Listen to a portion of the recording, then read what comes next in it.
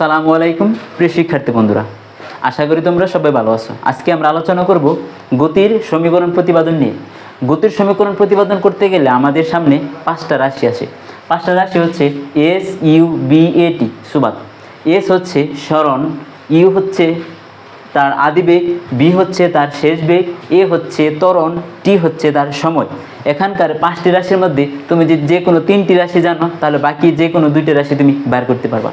তো আমরা জানি, প্রথমেই আমরা আলোচনা করব ত্বরণ নিয়ে। ত্বরণ সম্পর্কে ইতিমধ্যে আমরা জেনেছি যে ধরো একটা গাড়ি এই অবস্থানে আছে, এটা যদি সময়ের সাথে সাথে 2 সেকেন্ড পরে 3 সেকেন্ড পরে যে কোনো সময়ের সাথে সাথে যদি এটা বি অবস্থানে পৌঁছায়, যেখান থেকে যাত্রা শুরু করছে সেটা হচ্ছে তার আদিবেগ। আদিবেগ একে প্রকাশ করা হয় ইউ দ্বারা, এবং যে অবস্থানে গাড়িটা পৌঁছাইছে সেটা হচ্ছে তার শেষ বেগ। শেষ বেগ একে প্রকাশ করা হয় ভি দ্বারা, আর সময় হচ্ছে টি। তো এ অবস্থান থেকে যাত্রা শুরু করে বি অবস্থানে পৌঁছালে তাহলে ত্বরণ হবে এ সমান সমান ভি শেষ বেগ মাইনাস ইউ আদিবেগ ডিভাইডেড বাই সময়। এটা হচ্ছে তার ত্বরণের সমীকরণ, অবশ্যই সমত্বরণ।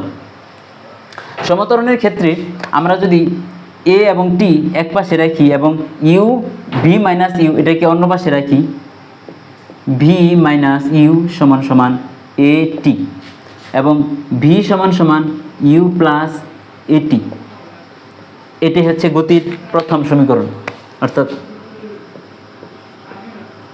গতির প্রথম সমীকরণ। ঠিক আছে, আমরা দেখলাম গতির প্রথম সমীকরণ। গতির প্রথম সমীকরণ বের করতে গেলে সর্বপ্রথম আমাদের জানতে হবে ত্বরণ সম্পর্কে। ত্বরণের যে সমীকরণ আছে, ত্বরণের সমীকরণকে যদি আমরা ত্বরণের সমীকরণ থেকে যদি আমরা ভি এর মানটা বাইর করি, সেটা হচ্ছে তার গতির সমীকরণ।